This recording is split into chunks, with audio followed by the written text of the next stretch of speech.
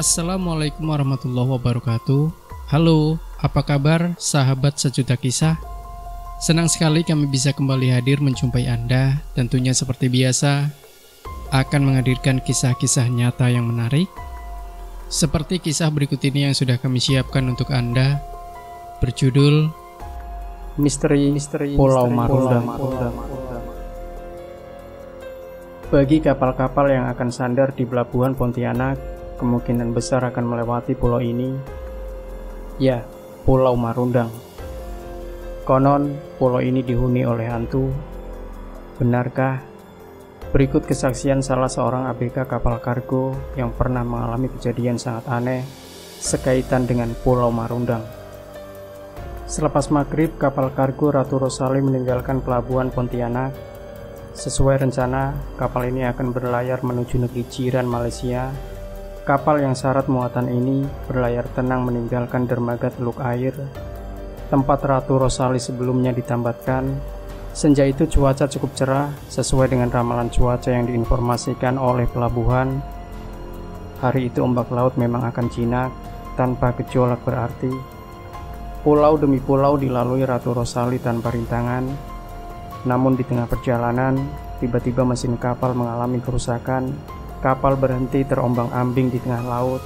Karena kerusakan mesin tidak dapat diperbaiki dengan cepat, maka tak ada pilihan lain.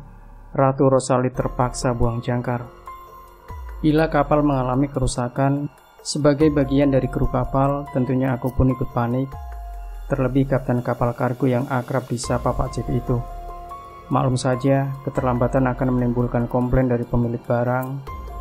Mereka tak pernah mau mengerti bila kapal tiba di tujuan. Bahkan akan jadi bumerang bagi pemilik kapal, sebab kepercayaan pelanggan ternodai. Ternyata mesin kapal mengalami kerusakan fatal. Truk as patah dan tak bisa difungsikan lagi. Sementara onderdil cadangan tidak ada. Karena keadaan ini, keesokan harinya Pak Cip terpaksa kembali ke Pontianak dengan menumpang kapal nelayan yang kebetulan akan pulang. Tak ada yang mesti dikerjakan selama Pak Cip berada di darat. Para ABK menghambur-hamburkan waktu percuma, atau paling-paling memancing cumi-cumi. Pemandangan laut yang monoton memang membuatku jenuh. Akhirnya aku beranjak masuk ke dek. Anehnya, malam itu aku gelisah. Setiap ruang sepertinya tidak membuatku nyaman. Berdiri salah, duduk apalagi. Setelah cukup lama berbaring di kamar, rasa kantuk pun menyerang. Beberapa saat kemudian, aku terlelap, dan entah berapa lama aku tertidur. Tiba-tiba seorang wanita hadir dalam mimpiku. Bibirnya yang padat berisi itu menyunggingkan senyuman yang begitu mempesona. Wanita cantik itu mengenakan gaun malam warna perak. Langkahnya gemulai, anggun Mbak Prakawati di atas catwalk. Lekuk tubuhnya amboy, indah sekali.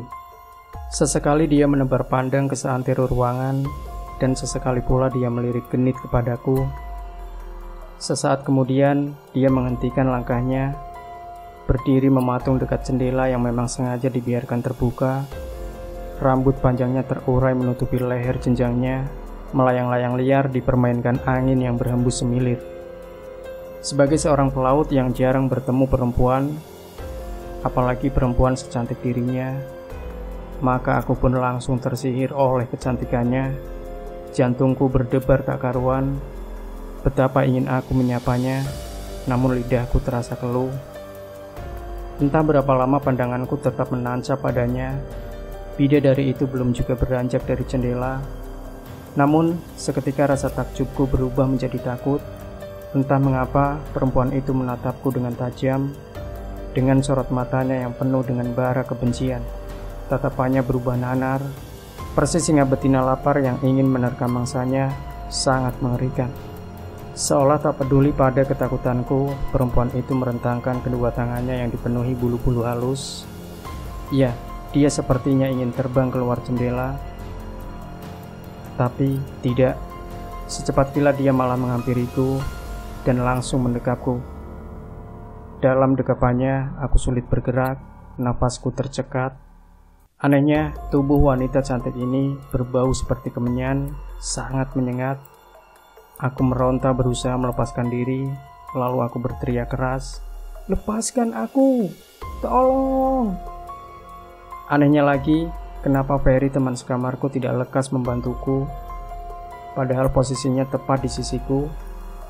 Bahkan tubuh kami nyaris bersentuhan di atas dipan untuk 2 orang ABK.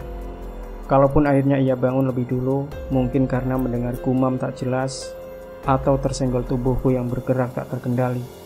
"Hei man, bangun!" teriaknya sambil mengguncangkan tubuhku. Aku tersentak dan kembali ke alam nyata. Spontan aku amat lega terlepas dari beban menyiksa dari mimpi yang menakutkan itu. Ferry menyeringai melihatku masih ketakutan. Dia juga tampak tegang. "Mimpi seram ya Wan?" tanyanya. Dia mengatakanku agar membaca bismillah sebelum tidur, kemudian memberiku segelas air mineral. Mimpinya aneh, ujarku setelah menenggak air mineral sampai habis. "Memangnya mimpi apaan sih? Sampai kamu berteriak-teriak seperti orang sekarat?" tanya Ferry. "Menyenangkan, tapi menakutkan, Fer. Seram," jawabku, lalu kuceritakan isi mimpiku. "Berarti makhluk itu penghuni Pulau Marundang. Mengapa baru sekarang? Padahal udah seminggu kita lego jangkar di sini," ujar Ferry setelah mendengar ceritaku sambil mengernyitkan dahinya. Aku memang baru mendengar apa yang disebut Ferry sebagai Pulau Marundang itu. Anehnya, nama pulau ini sepertinya berhubungan dengan wanita yang hadir dalam mimpiku. Selepas mimpi itu, aku memang sulit memejamkan mata. Bahkan sekitar pukul 3 dini hari, melalui jendela, aku menerawang ke kejauhan. Samar-samar pulau yang terletak antara Indonesia dan Malaysia itu tampak diselimuti kabut, terkesan angker. Tiba-tiba, bayangan sosok wanita itu kembali mengusikku. Bukan kecantikan atau senyumnya, melainkan sorot matanya yang menakutkan. Bulu kuduku berdiri. "Sudahlah, lupakan saja, Wan. Mimpi kan hanya bunga tidur. Jangan terlalu dipikirkan. Kalau kau selalu mengingatnya, nanti kesurupan loh." Ferry menepuk bahuku. 2 hari kemudian, kekhawatiran Ferry terjadi. Menjelang sore, aku merasakan perubahan yang aneh. Sosok wanita itu kembali mengusik ketenanganku. Sudah kupaksakan agar bayangannya enyah dari ingatanku, tetapi tak bisa.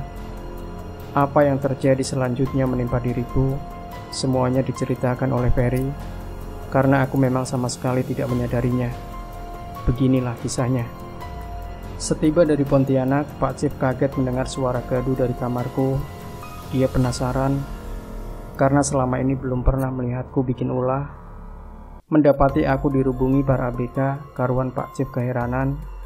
Saat itu, aku bukanlah diriku lagi. Rupanya makhluk itu telah menguasaiku. Pak Chief juga teman-temanku ABK yang lain ketakutan melihatku terus cekikikan.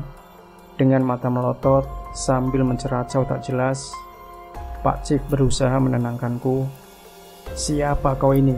Laki-laki atau perempuan?" tanyanya. Sementara itu para ABK saling berpandangan, penuh harap menunggu jawaban. Mereka ketakutan saat ku pelototi bergantian. Bukan jawaban yang didapatkan dari mulutku yang kerasukan itu. Menurut cerita Ferry, aku malah menampar keras pipi kiri Pak Chief. Sontak saja lelaki bertubuh gempal ini jadi berang. 5 ABK yang mendapat perintah langsung darinya segera memegangi tangan dan kakiku. Namun mereka kewalahan, sebab aku terus berontak dengan tenaga kuat luar biasa. Merasa khawatir akan keselamatanku, takut aku mencebur diri ke laut misalnya. Atas perintah Pak Chief, kemudian aku diikat pada pilar di tengah ruangan. Katanya sangat kuat, dengan menggunakan tali sebesar jari kelingking orang dewasa. Kata Ferry, aku memang tak bisa berkutik lagi. Tubuhku langsung terkulai menyatu dengan pilar itu. Suasana kapal pun berubah tenang. Dengan demikian para ABK, khususnya bagian mesin, bisa lebih berkonsentrasi memperbaiki kerusakan mesin. Keputusan Pak Chief memang kejam, namun tepat. Hal itu merupakan wujud dari tanggung jawabnya sebagai pemimpin. Sebelum sadarkan diri, jangan lepaskan tali ini. Tolong awasi dia, katanya dengan tegas, seperti yang ditirukan Ferry. Sejurus kemudian, Pak Chief pergi menuju ruangan mesin. 2 orang petugas juru mesin mengaku kewalahan, sebab baru kali ini mereka menghadapi kerusakan fatal. Butuh kesabaran ekstra memasang kembali truk as ke dalam mesin, apalagi onderdilnya masih baru. Akhirnya mesin selesai diperbaiki. Anehnya, di saat bersamaan, aku yang semula kerasukan kembali siuman. Pak Chief girang melihatku. "Sudah sadar kau rupanya?" tanyanya sembari mengucek-ngucek rambutku. Setelah mesin berhasil dihidupkan dan jangkar ditarik ke haluan, Ratu Rosali pun siap melaju kembali melanjutkan perjalanan yang tertunda. Karena truk asnya diganti, kapal melaju lebih kencang dari biasanya, yakni dengan kecepatan 12 mil per jam. Meskipun aku telah sadar, namun ternyata Pak Chief masih merisaukan keselamatanku. Buktinya, sepanjang perjalanan aku selalu diawasinya. Rupanya dia khawatir kalau tiba-tiba makhluk itu kembali merasuki tubuhku. Syukurlah tak ada kejadian aneh hingga kami sampai di tujuan. Usai bongkar muatan, selama 15 hari di pelabuhan Malaysia, kami kembali berlayar menuju Lampung. Aku tak sabar ingin secepatnya tiba di sana. Aku yakin Mami pasti menantikan kedatanganku yang sudah terlambat lama. Dia wanita sederhana pedagang kopi keliling di pelabuhan. Setiap awak kapal yang bersandar di Lampung tentu mengenalnya. Bersamanya, aku berharap hidupku lebih berwarna lagi. Pada saat pelayaran menuju Lampung, suatu malam aku sendirian di kamar. Asik. Aku bebas berfantasi tanpa ada yang mengganggu. Aku membayangkan Mami agar bisa melupakan sosok makhluk jahat itu. Tapi, ya Tuhan, beberapa jam kemudian, aku kembali mendapatkan teror. Entah dari mana datangnya, tiba-tiba sosok mengerikan itu sudah berdiri di hadapanku. Dia menampakkan wujudnya yang sangat menyeramkan, persis mak lampir. Gaun malamnya tetap berwarna perak, namun wajahnya tak cantik lagi. Aku takut setengah mati. Sekujur tubuhku lemas. Ingin berteriak, tapi bibir rasanya terkunci. Ingin lari keluar dari kamar pun tak bisa. Akhirnya dengan tubuh gemetar, aku hanya pasrah. Di saat ketakutanku tak tertahan lagi, tiba-tiba dia menghilang. Aku lantas menghambur keluar kamar, ke ruangan Pak Chief. Aku menemukan ketenangan dan merasa aman. Setidaknya ada hiburan sementara menunggu pagi. Pak Chief cukup bijak, mengizinkan aku nonton DVD sesukaku di kamarnya. Kapal bersandar di Lampung pada malam hari. Aku betul-betul kasmaran. Setelah pamit pada Pak Chief, aku menemui Mami yang rumahnya tidak seberapa jauh dari pelabuhan. Gadis sederhana itu amat antusias mendengarkan kejadian aneh yang kualami. Beberapa saat kami terdiam. Mami menatapku. Entah apa yang dia pikirkan. Kemudian dia memecah kesunyian. "Sebaiknya istirahat saja dulu kerja di laut, Kak. Makhluk itu berbahaya. Siapa tahu dia minta korban." Tapi saya hanya menyarankan, tidak memaksa loh. Bibir gadis itu bergetar. Giliran aku diam kebingungan mana yang harus kupilih. Masih 2 pulau lagi yang akan kusinggahi. Kalau diteruskan, aku akan terus-terusan ditemui makhluk sialan itu. Aku tak ingin berlama-lama dalam kebimbangan. Karena yakin rasa takut itu berasal dari diriku sendiri, maka kuputuskan meneruskan pelayaran ke Pulau Bangka.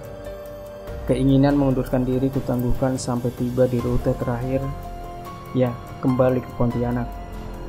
Dengan begitu, paling tidak aku bangga akan diriku. Setidaknya aku bukan pelaut pengecut.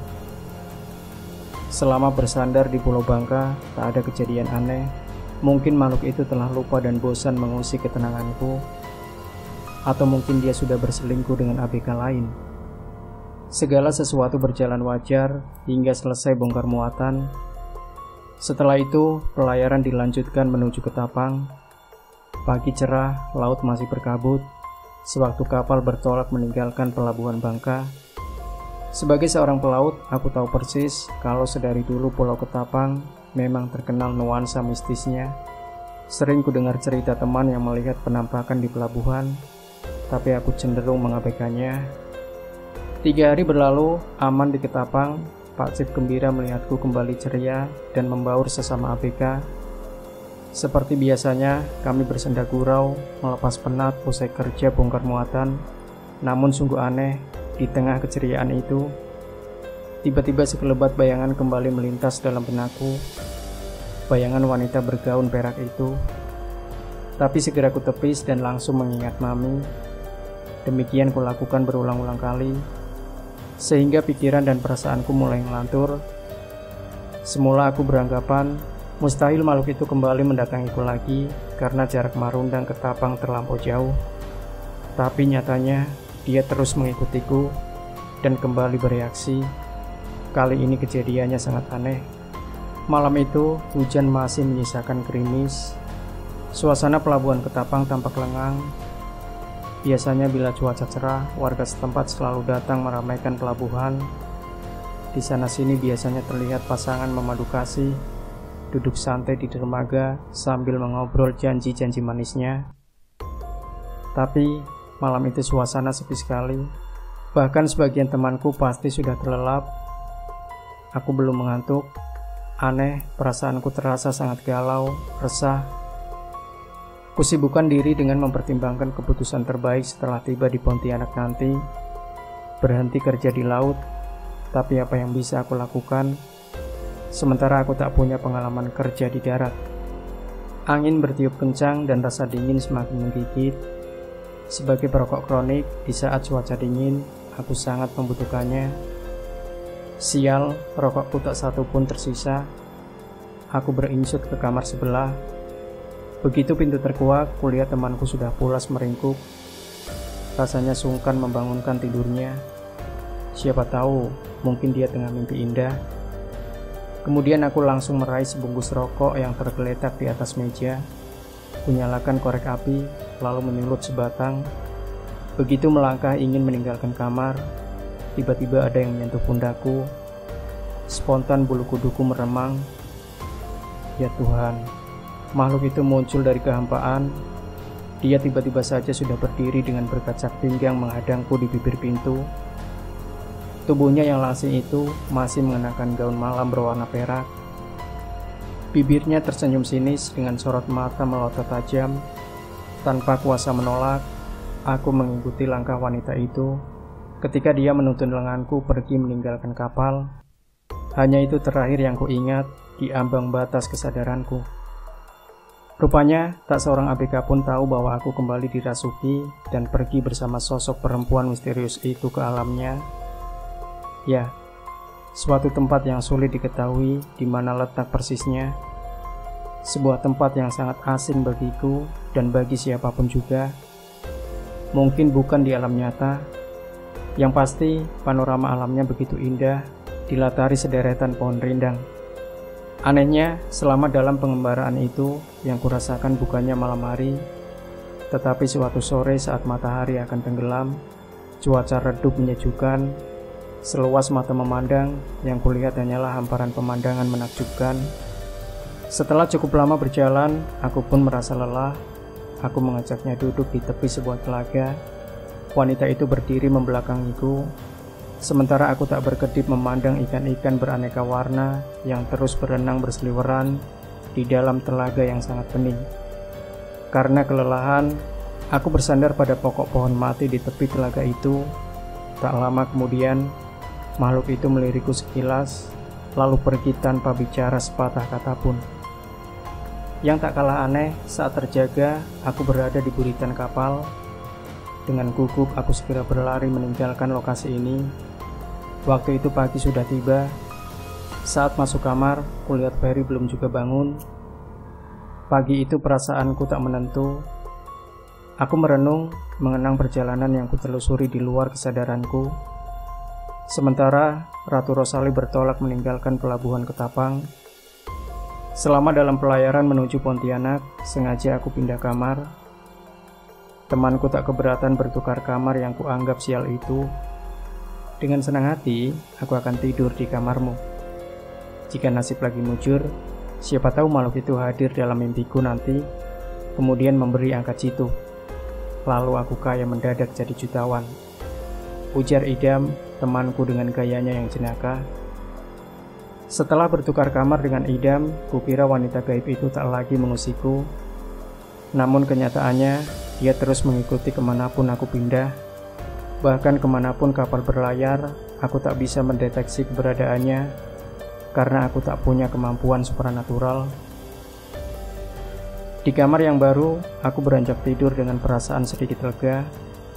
Biarlah temanku yang didatangi makhluk gaib itu. Tapi apa yang terjadi? Tiba-tiba dia muncul lagi dalam mimpiku. Kulihat dia tampak beringas, seperti ingin menelanku hidup-hidup. Jelas terdengar saat wanita itu bicara begini. Namaku Tuk Diam. Aku minta disediakan kambing putih. Bahkan dia mengancam akan terus meneror ABK Ratu Rosali sebelum keinginannya dikabulkan. Aku hanya melongo terdiam, hanya bisa mendengar, ingin bicara, tapi tak terucapkan. Mimpi malam itu makin membulatkan tekadku untuk mengundurkan diri. Aku tak harus takut, tidak akan bisa mendapatkan pekerjaan di darat. Bukankah tersedia banyak pilihan dalam hidup? Jika mau berusaha, selalu ada jalan. Demikian pikirku. Bila tak ada peluang di daratan, apa salahnya kembali bekerja di laut? Tak harus kapal kargo Ratu Rosali yang berhantu ini. Setelah selesai bongkar muatan di pelabuhan Pontianak, malamnya aku menemui Pak Cip di kamarnya. Dengan tegas ku sampaikan keputusanku. Mendengar itu, dia menyipitkan mata. Mungkin sulit memahami alasan pengunduran diriku yang begitu mendadak, tapi dia merasa tidak berhak menghalangi niatku. Sebelum pergi meninggalkan kapal, aku harus menceritakan mimpiku semalam. Salah besar jika aku pendam sendiri. Demi keselamatan seisi kapal, apa salahnya memenuhi permintaan makhluk itu? Sepertinya Pak Cip tak mempercayai kata-kataku. Dia menganggap makhluk gaib jenis apapun hanyalah tahlil belaka. Tak mengapa, yang penting aku lega, sebab mimpi yang membebani pikiranku itu telah kuceritakan padanya. Sebulan kemudian, Ratu Rosali kembali berlayar ke Malaysia. Sebelum kapal bertolak, aku menemui Ferry dan menanyakan tentang kambing putih, permintaan makhluk itu. Tapi jawabannya, Pak Chief mengabaikan itu. Aku membatin, ABK siapa lagi yang akan diteror wanita sialan itu nanti. Sementara belum mendapat pekerjaan, aku menghabiskan hari-hariku di pelabuhan. Kadang ikut melaut dengan perahu nelayan, berangkat pagi mencari ikan, sore harinya kembali ke daratan. Waktu terus berlalu, Senin pagi, tiba-tiba aku dikejutkan oleh kedatangan kapal nelayan yang membawa Pak Chief bersama 10 ABK Ratu Rosali. Kapal nelayan itu menyelamatkan mereka saat terapung di tengah laut, tak jauh dari Pulau Marundang.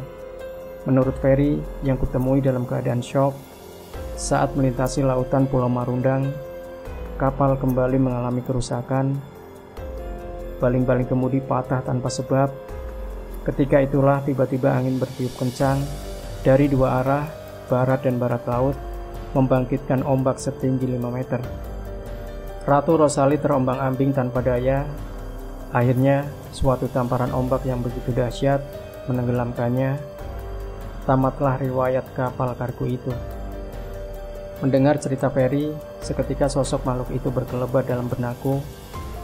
Adakah hubungan kecelakaan itu dengan sikap sombong Pak Chief yang tak mau memberikan kambing putih pada sosok perempuan gaib yang mengaku bernama Tukian itu? Wallahualam, hanya Allah Subhanahu wa Ta'ala yang mengetahui rahasia hikmah di balik setiap musibah. Demikian sahabat Sejuta Kisah. Jangan lupa berikan komentar Anda, like, share video ini, subscribe channel Sejuta Kisah, dan kembali nantikan kisah-kisah nyata terbaru dari kami setiap harinya. Sampai jumpa. Wassalamualaikum warahmatullahi wabarakatuh.